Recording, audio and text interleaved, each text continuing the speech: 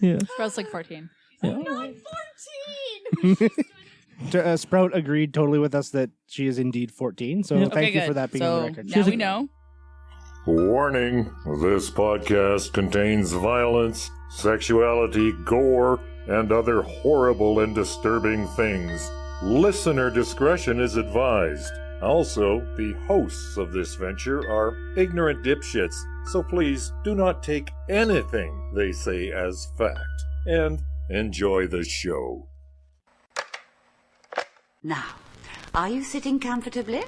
Good. Then we'll begin. Today we had 15 homicides and 63 violent crimes, as if that's the way it's supposed to be. It is our basic human right to be fuck-up. A second plane now has crashed into the other tower of the World Trade Center. Putting chemicals in the water that turn the friggin' frogs gay. The defendant shall be incarcerated for the rest of her natural life with no possibility of parole. You are not machines. You are not cattle. You are men. We were somewhere around Barstow, on the edge of the desert, when the drugs began to take hold.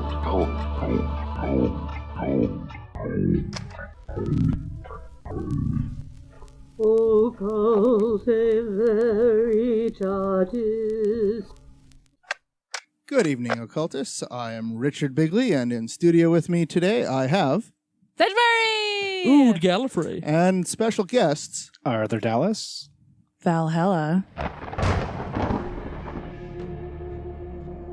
Lady Mercury. This is like the third time I think I've recorded this because technical errors and my files keep getting deleted. Yes. So We've improved with time. We've improved, so hopefully this one will actually make it to air. And we're older and wiser now. Yeah, older and wiser. Mm-hmm. All right. Think of how old and wise we're going to be in another 2 years. Oh my God. I know. So old and so old. wise. I'm going to be able to control stuff with my mind. It's gonna be I've great. just started noticing like all the crinkles under my eyes, and I do not want to imagine 2 years from now. Okay, on May 23rd, 2000, Robert Hoquim succumbed to a heart attack. He passed away in the bedroom of his $300,000 home in Noblesville, Indiana. He was a pillar of the community. He enjoyed motorsports and racing Dodge Vipers and Corvettes. He had all of his friends. He had, a very successful businessman who, started his own internet service provider. So how you got Verizon and Shaw and Comcast and SaskTel and all that. Well, he started his own, and it was called iQuest, which basically served the local community in Indiana. So that was his business. He was basically it was the oldest and largest regional ISP in Indiana at the time. He did a profile in the magazine. What was it here? It was called the Indianapolis Business Journal. And in 1996, they did a profile on him. He said that he was a native of Greenfield. He had postponed college to serve in Vietnam. He earned a degree in mathematics from the Indiana University and then went on for a doctoral degree at Caltech. So anyway, investigators were searching his home after his heart attack, looking for any information about next of kin or a doctor, and then things went really, really weird, but not as weird as this What's Your Poison? Ooh, I'm so excited. That was a really good segue. I like that. Segue. So, what's your poison?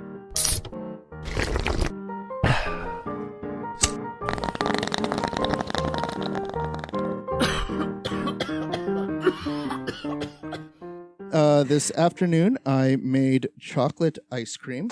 However, this chocolate ice cream also has an added ingredient called Redican Rain Drops. Basically, it is a THC oil, which is 30 milligrams of THC per milliliter. Oh, goody. I have put 5 milliliters into this. There's about 5 cups of ice cream. So 1 cup of ice cream should equate to 30 milligrams of THC. Now, Health Canada recommends a dose of THC is about 10 milligrams. So I have a 1/3 cup here for anybody who wants to imbibe, and they can measure out their portions accordingly based on their preferred strength. And so... I'm such a wiener with THC. Can you serve me just a tiny spoon of it? Because I want to taste your ice cream and not get destroyed. Okay, I wasn't listening, so I'm about to have a whole ass bowl. That's my girl. Just a little bit. I guess I've dubbed this Richard Bigley's Schedule 1 ice cream. I call it Schedule 1 ice cream because of the Controlled Substances Act in the U.S. They have put a whole bunch of drugs in the Schedule 1 category.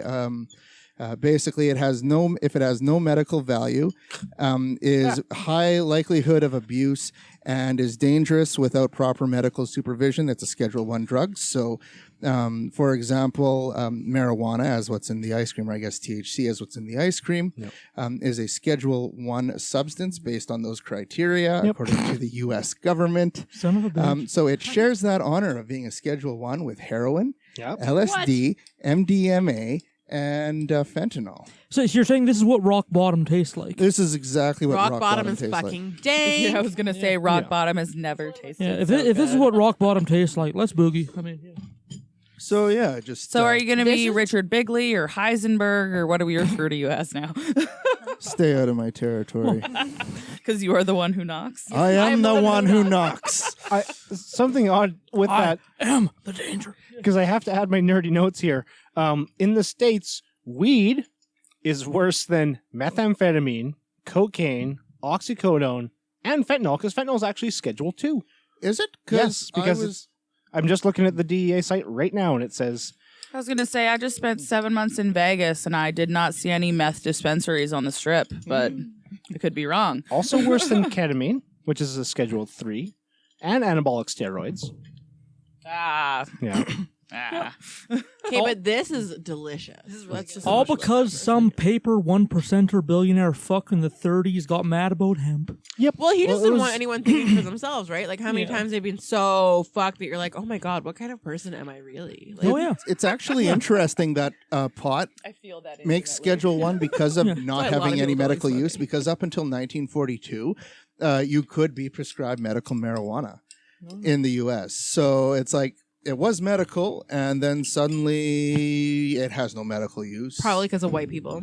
Yeah, it's all yes, the white but people. wasn't in like Wild West times. I mean, I'm mostly basing this off of the movie Tombstone, so it's probably not true. But like opium was used for, for sleep and headaches and for hysteria and women and wandering womb. Yeah. Why don't I get opium for my wandering womb? I know. Call back to the barbaric medical practice episode, and we talk about forced vibrator use on quote-unquote hysterical women. Also, nobody did that to me when I was in the hospital. I know. This is very, very like Wendy's Frosty vibe. Yes. And I wish I had fries to dip into it, honestly. Yeah, it does taste like a chocolate frosty. Yeah. I totally get I'm like, that. fuck. Yeah. Like, I only said a scoop, but like, let's have two. Yes, And- but that's and not it's being very a glutton. creamy That's and it's being a very human who soft. knows Yeah. what's up. Especially in the way that like the cream kind of almost separates out in your mouth and coats your mouth a little bit in the same way that Frosties do poorly.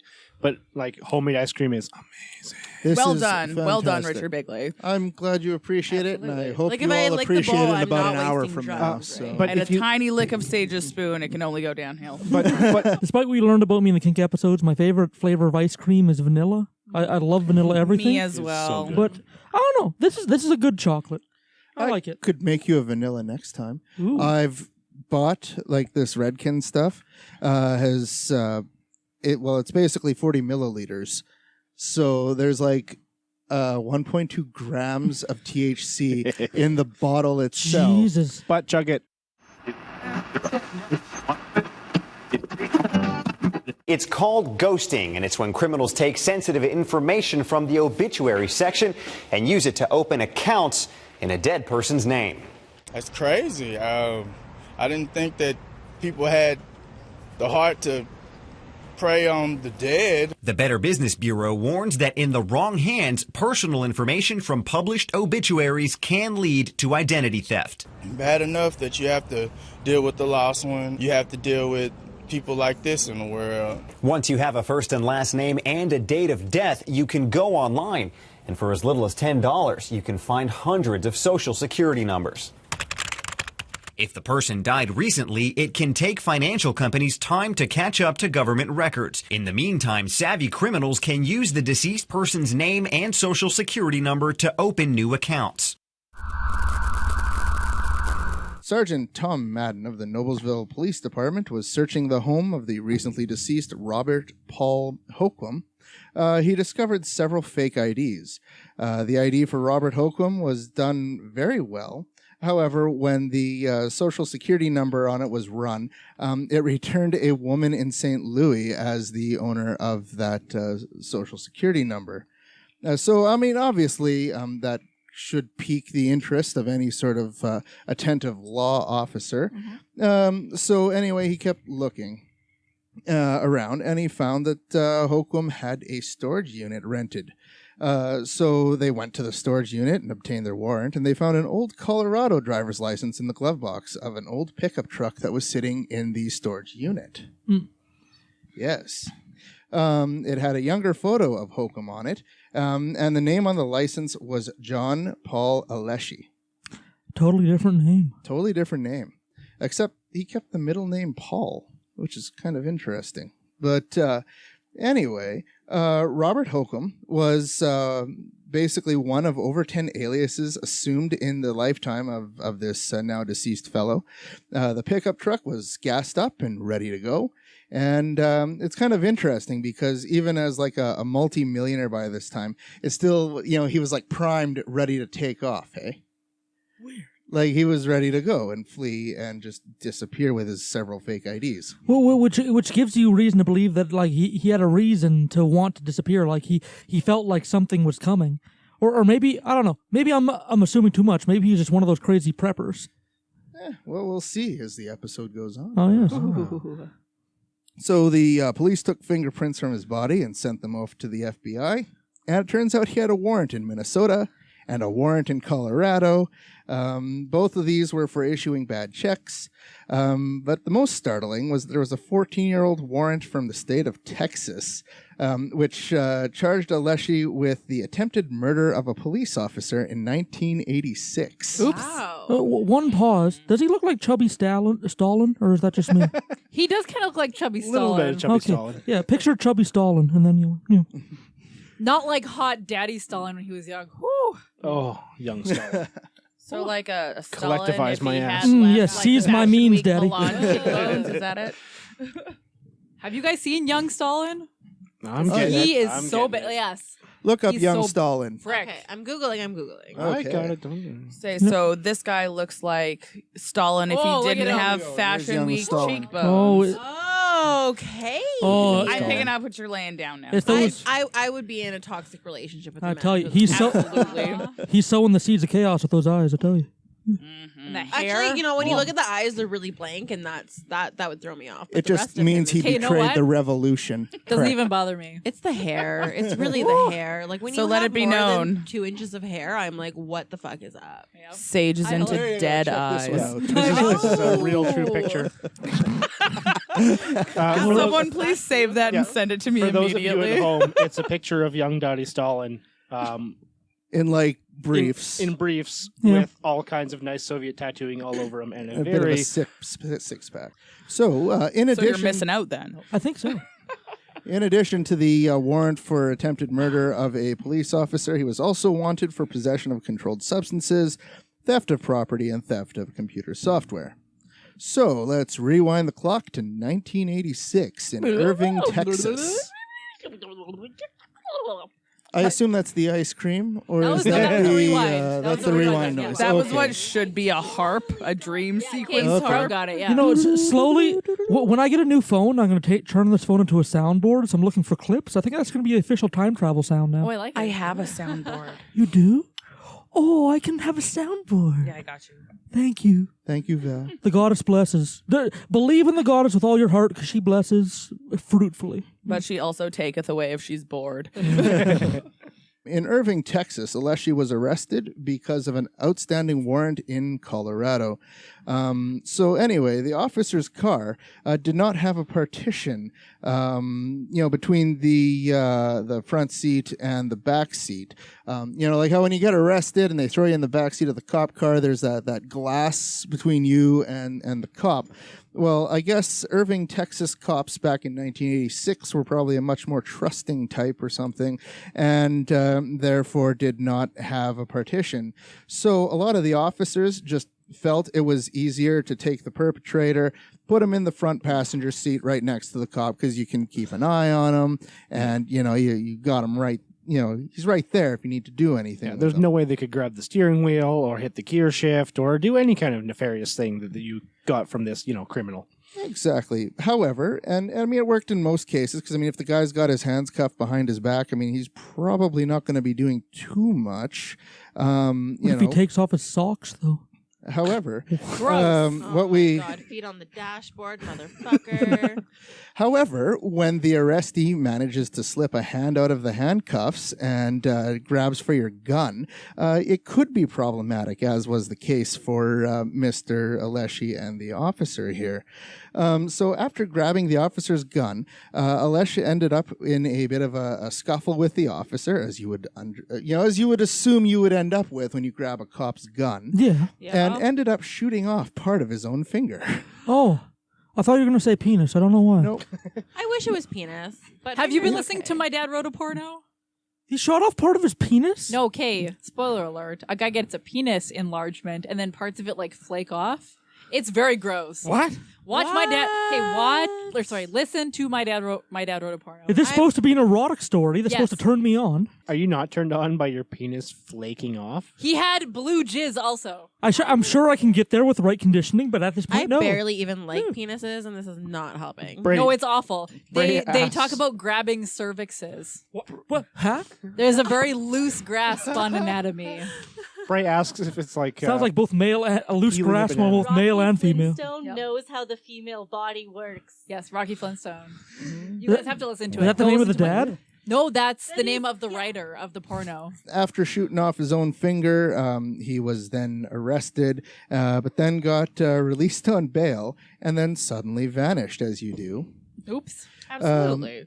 It was kind of interesting because his Texas mugshot actually shows him in a cast because of the recent loss of finger. If you wanted to Google that and show it up, you can show his mugshot, and it's like in a cast, and he's holding it up, and it's kind of interesting now that when you see it and you know the story behind it.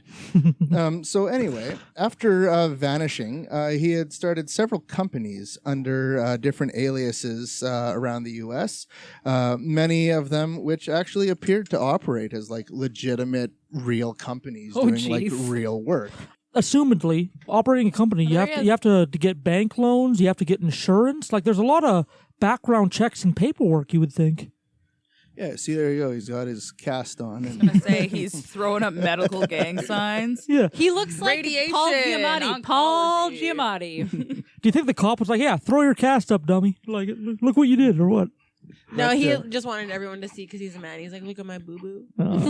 I'm very sad about it. It was almost as bad as that time I got a man cold. I can't believe they arrested me when I'm hurt like this, guys. It's not funny. I lost my Obviously, I'm going finger. through a lot. I mean, he did lose a finger, but Fuck him. So, Fuck him and his fingerless self. He was basically a professional scammer was kind of what his gig was. Yeah. He was involved in a lot of check cashing schemes, kiting schemes, which is it's basically what happens is you write a check from an account in Bank A, deposit it into Bank B, and then you write a check from Bank B for more than what you deposited into the bank from that check, and then you deposit that check into Bank A, and so that the first check doesn't bounce because you've already deposited money from B, and basically it's when it gets processed, it takes them a while to catch on that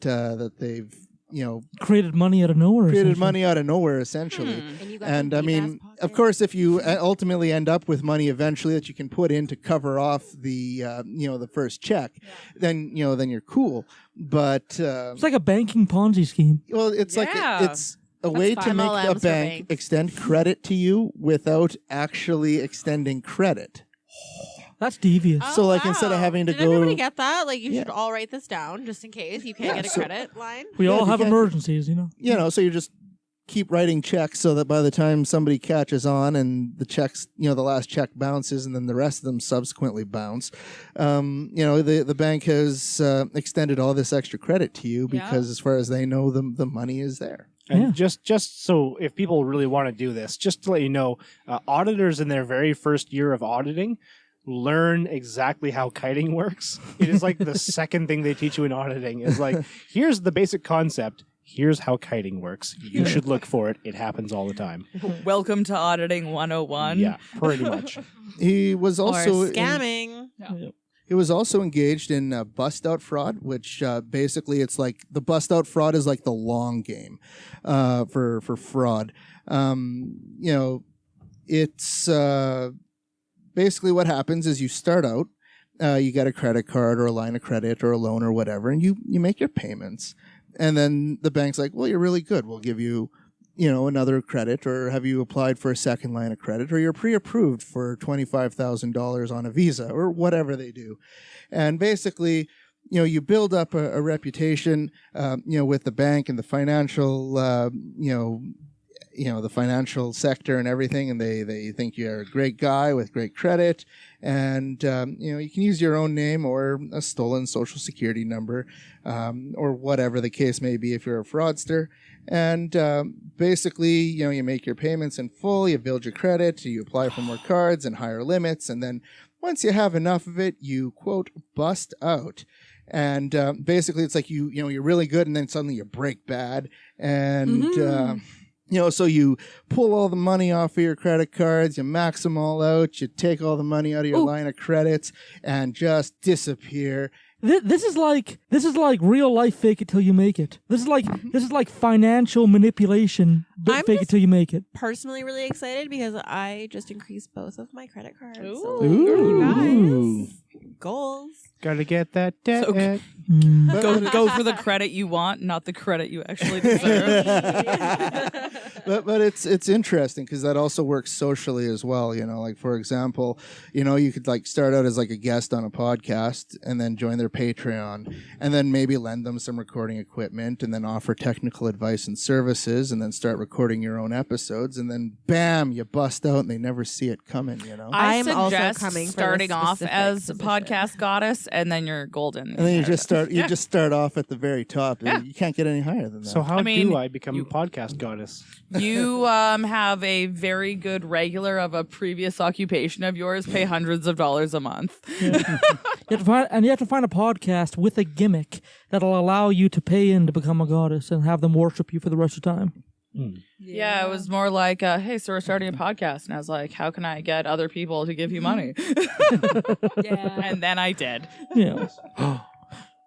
My heart just freaked out thinking a dog was going to bark because the little hella hound would be like, who the fuck's there? I literally was waiting for my little fizz to be like, this is Sparta. Okay, it's pizza. Easy. Yeah, so that was the kind of shit that like Aleshe was up to. That's clever, but like long con, if you're, because from what I gather, he was one of those, he'd take an ID and then move somewhere else, right? But to have that kind of long con, that's a lot of moving parts. It's a lot to keep track on. Yeah. Do you think he would have to keep notes and documents? Meticulous notes. Yeah. Well, anyway, it also turns out he was a member of a community on, it was called FidoNet back in 1988. Think of it as like it was an old worldwide computer network. It was a kind of like a precursor to what we call the internet now. Okay. Yeah. And so basically back in like the old dial-up internet days, what they would do is you would post a message on a FidoNet node, which is basically just a computer that receives messages. So people would phone in, put their message on the computer, and then disconnect. And then what would happen is at like 3 a.m., this computer would then call out to all the other FidoNet nodes and say, the following messages have been posted on my system, and so we're going to synchronize all of our messages. So I'm phoning out to pass my messages along to to all the other nodes in the network. So it's like email. If you sent an email, it would go to a server, and then that server would connect to another server and pass it along, and then it would eventually, it would take like a day. If you wanted to send an email to like say Saudi Arabia or something, it would take a day because it would have to connect to all these different computers by phone, manually at like early hours so that you could, update and synchronize, It's almost like traditional mail where it only sends at certain times and it has to go from location to location to get to its final destination. Exactly, as opposed to just, bam, bam, as we have like today. Bam, bam. Bam, Bam, bam. Yeah. Yep. So, Bam, boom. basically, it was really slow as fuck because it was over dial-up and it was like only one computer could talk at a time to transfer to other users. And if you have a worldwide network, you can see how this becomes slow and problematic. So That's the name of your sex tape. slow and problematic. Slow and problematic. I was just about to say, slow and problematic, yes, that only one computer could talk at a time, but how very polite. Very polite, yes. So when you'd have to phone hundreds of computers, some of them long distance at 3 a.m., you would end up with massive phone bills. So what they would do is groups of users would get together and one person would operate a hub where everybody can contact this computer, locally, in their city, which would then do that dialing out for them. So they wouldn't have to connect long distance to another computer, wherever to make these updates. Would you say they were like providing a service of like the internet? Well, pre-internet. So it was like the WhatsApp, if like you didn't want to text long distances, so you can't afford it, so you just get an app or service provider that would ultimately divvy it up then? Yeah, so like basically users would just kind of get together and they would say, you've got the technical know-how, we'll give you some money, everybody, because it's easier for me to give this person, $20 than it is for me to pay $40 in long distance charges. So I'll give this guy for $20 and give, and everyone else will give him $20 to run this node, so that it's cheaper for everybody in the group. Interesting. It's like the pizza we just got. Because if we all ordered our own skip drivers, they'd all get here and they'd take forever, and we'd all pay a little more. Yeah. But since we're all just going to pool our resources in kind of commie way, it goes a little better. Very devious and yes, potentially ripe for complication. Exactly. So he basically would he offered to set this up within his kind of local community. And to give you an idea, some of the phone bills that these things would run would be over $1,000 a month in phone bills. Good God. Wow. That's insane. Yeah, so he made friends with this local community of internet nerds. He told them he was a U.S. Air Force officer. So he went by the name at this time as John Richard. And he volunteered to be a hub for the Twin Cities, which is Minneapolis and St. Paul in the state of Minnesota, if you're not from North America. That's just an explanation for you there. It's Minneapolis and St. Paul. So because it was so expensive, you'd have to have equipment, phone lines, long distance, and that sort of thing. Everybody kind of kicked in some money to him to invest in this business. So anyway, he sold subscriptions for $20 a year and ended up with like 300 subscribers. And then one day he went to Boston for a computer convention and then ghosted them. Oh, geez. Yeah, so the users basically found out because the phone number that they were given for this hub was disconnected. Some of them kind of knew who he was and where he lived, and they drove by his house, and they found that it was vacant and empty. One person actually put $48,000 up so that he could get all the computer hardware to set the system up. So, shit. Awesome. Wow. So dude took his money and took the hardware and just gone. Fuck. And that could have been that dude's life savings. Well, exactly. Christ. And so all these users, realizing that they've just been scammed, kind of put together everything they knew about him. And they kind of found out his past as John Aleshe and his outstanding Texas business. And they put it on a file and sent it around FidoNet to warn, everybody else in the community about this scammer. So if he shows up under another alias, keep an eye out. I'm sure he saw it because it was a very big thing back in 1986. Everybody who was on that would kind of know everybody else. And anyway, he moved to Indianapolis and returned to FidoNet using a different name. And you can actually Google this, the file or the message that was by these local users in Minneapolis. And it's still out on the internet today. Like somebody has actually archived that, so you could actually read it if you were interested. A warning to system ops regarding John Aleshe. These files date back to 1988 and discuss the activities of a gentleman who called himself John Richard, John Aleshe, and a bunch of other names. He integrated himself into the FidoNet community in Minneapolis and within a few months talked about the interesting things he'd done. He arranged for some consulting jobs and then spontaneously disappeared one day, taking many thousands of dollars of equipment and leaving behind many other thousands of unpaid bills. The uproar and use of the FidoNet network revealed that he had performed the scam around the country for years before that. But anyway, in 1989, his brother had rented him a car, and he just took off with it and was never seen again.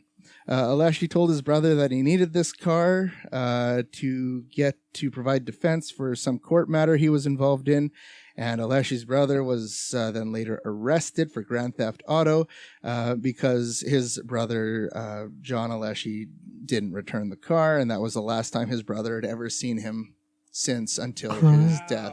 That's So cold. imagine, That's like- cold-blooded. Like imagine, you rent your brother a car, or you rent a car for your brother in your name, and your brother just vanishes with the car, and then the cops show up to your home and arrest you because the car is in your name and it wasn't returned, and then so they arrest you for grand theft auto, and then basically he never saw his brother until his brother died of the heart attack. So That's a hefty The heart bridge attack. to burn, though.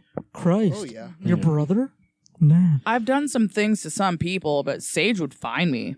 I mean, I wouldn't put a pass on my family. Like,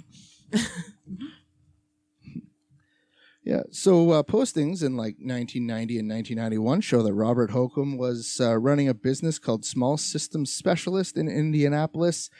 He opened up another network like the one he kind of set up and scammed everybody else at. But instead of scamming people, he founded what would basically develop into iQuest, which ended up being the largest internet provider in Indiana. The company provides, like still to this day, internet service for businesses and like large multinational corporate clients, as well as to government, including the Noblesville police force.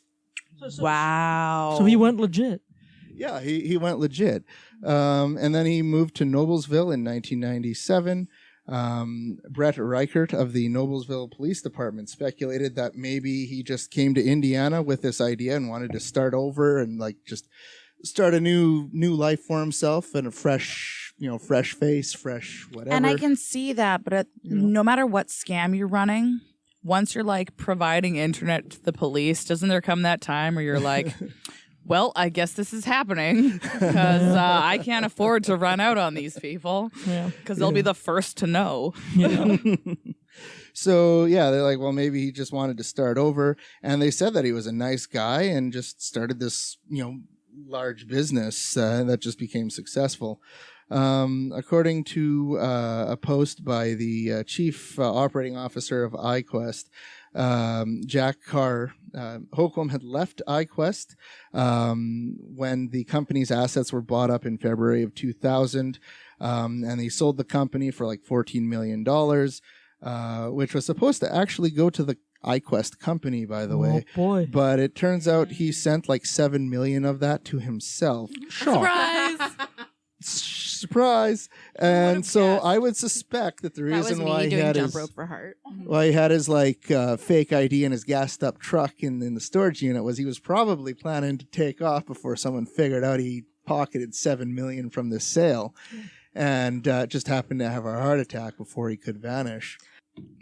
So yeah, I think he was going to do another cut and run before, had it not been for his death. But after he died, there was a lawsuit over $10 million loan to Hoquim and Aleshe about iQuest, given to him, basically they had tried to transfer this, or take this money from the estate afterwards.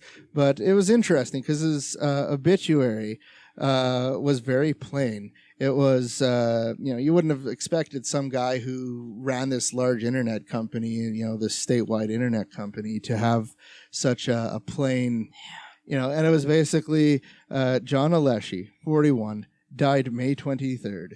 He was born May 27th, 1958, in Las Vegas, a resident of Noblesville, Indiana. He was the owner of iQuest Motorsports. He's survived by his brother Thomas of Indianapolis. Graveside services will be at 3 p.m. Thursday at Palm Memorial Park. Palm Mortuary downtown handled the arrangements.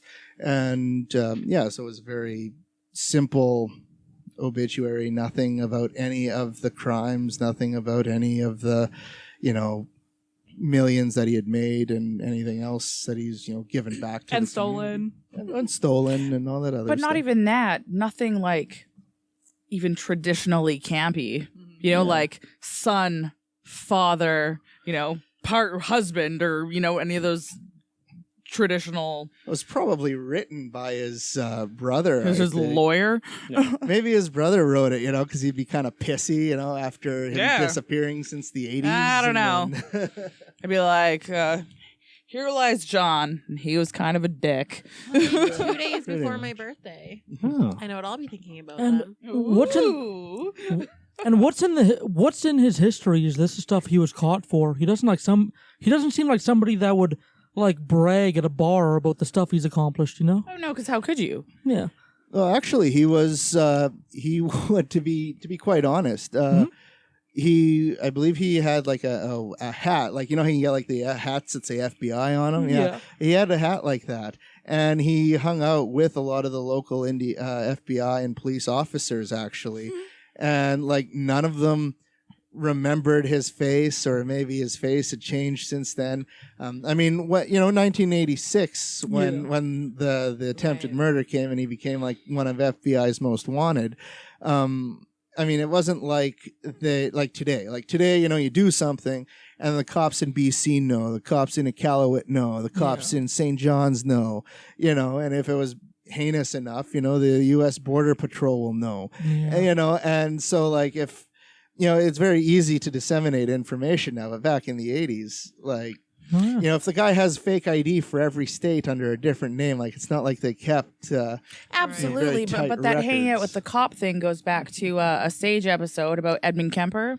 Right, Yeah, he used to yeah. drink at the bar with all the, he was really good, and they're always looking for someone else and never him. Also, I've watched a lot of Criminal Minds, and that's always what they're doing. That seems to be a fatal flaw of many very intelligent people is hubris. I think absolutely. the hardest part for me would be not being rich, having $7 million in the bank and not just being flagrantly really, really rich around people. How do you not buy your dog a dog when you have $7 million? Oh my god! All I want to do is buy my dog a dog. I want to buy my dog a mini donkey because she needs something different. Okay, fair. But so that's the story of John Aleshe and Robert Hoquim. So that's so bold. That's a wild it takes a lot of Yeah. cojones to pull off something. Yeah, chutzpah. Those are balls. To pull off something. Yes, those are all balls. A version of heaven I like is the ability. When I die, I'd have complete knowledge of the earth, and I'd love to know. One of the things I'd love to know is all the shit he actually pulled, all the schemes he pulled off without anybody ever finding out. This is now the exact thing you're going to go through when you get your natural rush of DMT. Oh yeah, fuck yeah. Specifically, this. That's on the list. That's No on one the gets list. full realization until Goddess has figured that shit out. Thank you very much. Please bless me with realization. But once I do, I'll start dishing it out like Tic Tacs. I promise. Okay, I'm gonna roll 1d20 for realization. Fuck, critical fail. Just for an extra little bit here, I found a picture of one of the setups that they're using, or hit one of his setups.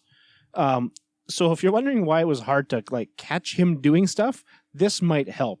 It's got 80 columns of letters and It's probably what? Monochromatic green screen. Green screen. With, like in the Fallout games. Yeah, you have to take the keyboard, the phone handle off and put it on another thing so it can talk to the network. And that keyboard is literally thicker than my laptop sitting in front of me. And it looks like there's a 5 1/4 floppy drive. I was gonna say, if one of those floppy drives does not have Oregon Trail on it, I will eat my shoes It's really right not now. that different from MSN and dial-up, really. And Commodore Magazine as well.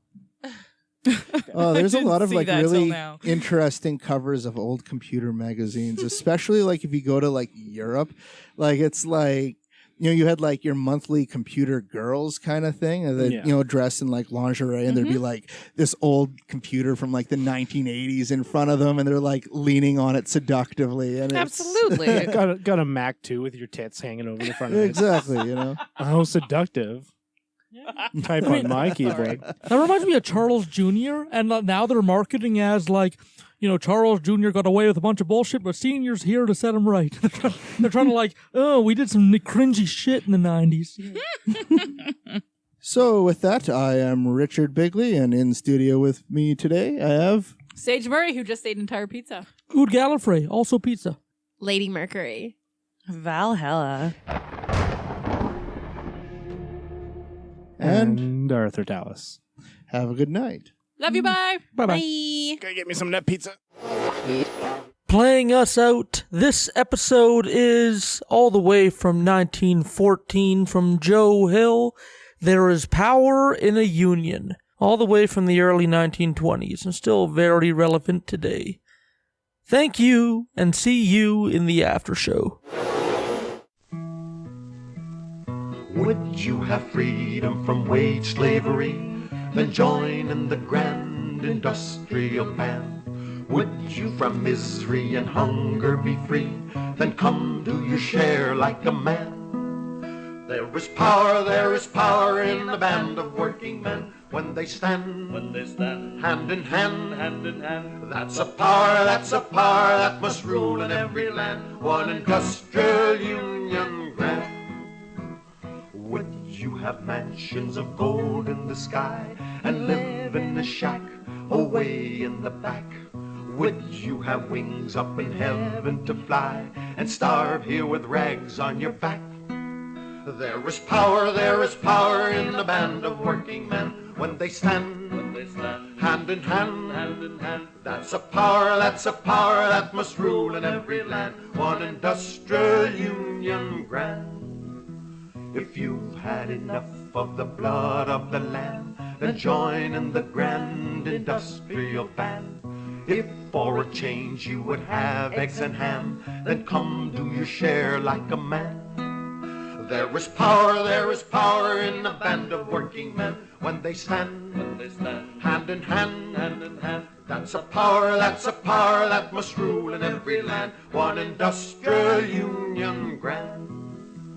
If you like sluggers to beat off your head, then don't organize, all unions despise. If you want nothing before you are dead, shake hands with your boss and look wise.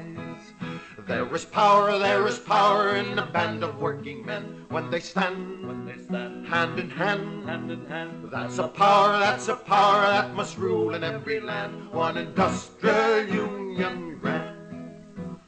Come all ye workers from every land, come join in the grand industrial band. Then we our share of this earth shall demand. Come on, do your share like a man. For there is power in the band of working men. When they stand hand in hand, that's a power that must rule in every land. One industrial union grand. One industrial union grand. Hello, occultists, and welcome to the after show. We have some feedback on the Onision episode, although not about the man in question, but about a little piece of what I talked about within it that needs some further clarifying. This email comes from Elena. If you would like to send an email to us and give feedback for one of our episodes, shoot the shit, or just ask us a question, ovfeedback@gmail.com. Elena writes, to the lovely hosts of the OV podcast. Hi, I was very excited when two things I love, which is your podcast and YouTube internet drama, coincided into a fantastic 3-part series focused on one of my favorite subjects to keep up on, Onision / Gregory / James / Onion Boy series of nearly pedophilic life choices. In episode 2, during the discussion of his abusive relationship with Shiloh, Ood discussed the hentai pornography that Onision prefers. In the statement, Ood referred to it as Lolita hentai, and that it is not. For some context, lolly hentai is hentai that shows underage girls in sexual situations, which is generally how it is categorized in hentai search engines, etc. I know for Westerners it is so easy to use the term lolly and lolita because of their implications to the infamous novel and about their sexual relationship between an adult man who can't make an adult decision to, not sleep with a child. However, the word lolita in Japan is almost always used in reference to a fashion that started on the streets of the shopping district of Harajuku over 30 years ago.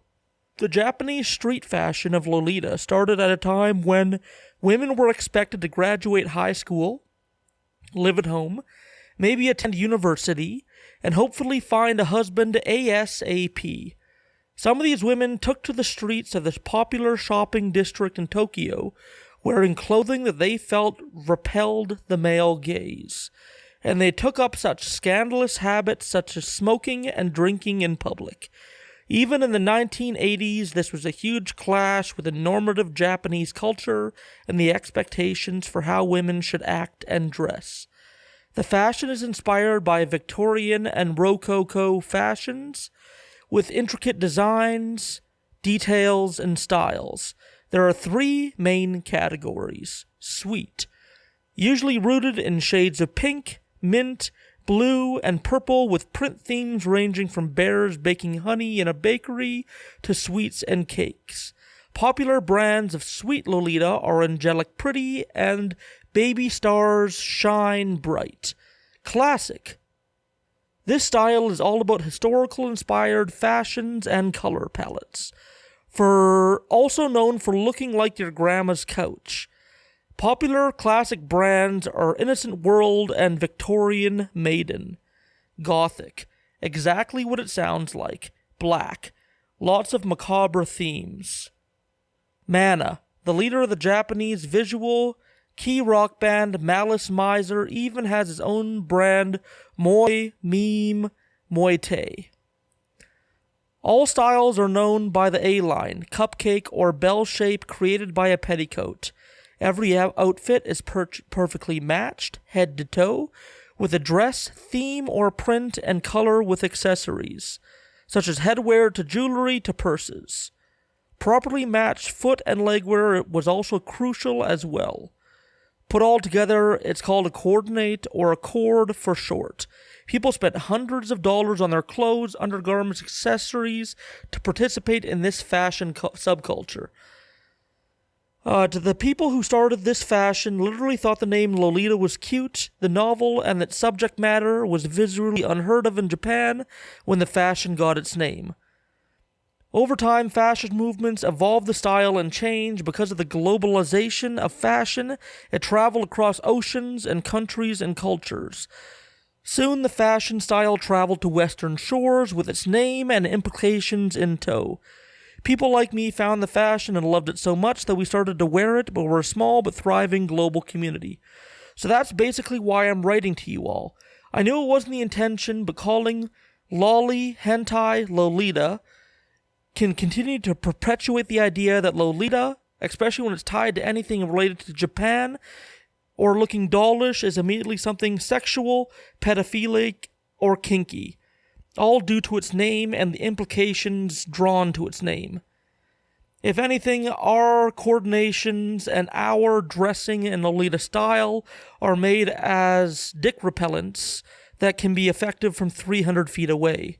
I hope you and yours all make it out of this in well and good health. If you ever want to do an episode about Japanese street fashion with a special guest Skyping in from Germany, let me know. Or all my love, Elena.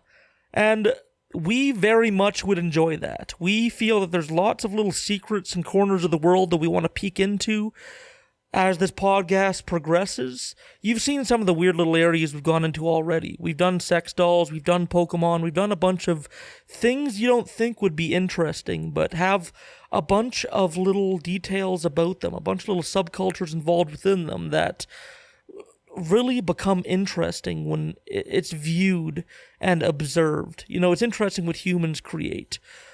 But yeah, thank you for writing in, Elena. Thank you for clearing up that misconception. Greg was into lolly porn. Lolly hentai, not Lolita hentai. So thank you for that clarification. Again, if anybody else would like to write in, clarify something that we said in one of our episodes, correct us, criticize us, send us some love, ask us a question, give us your best recipe for chocolate chip cookies, ovfeedback@gmail.com. Thank you very much for tuning in this week. I love you all. As things are melting, make sure to wear a pair of shoes that's a little bit waterproof or water resistant, because wet socks in spring is a good way to ruin the warm weather. Whenever we're allowed to go outside again. Have a lovely night.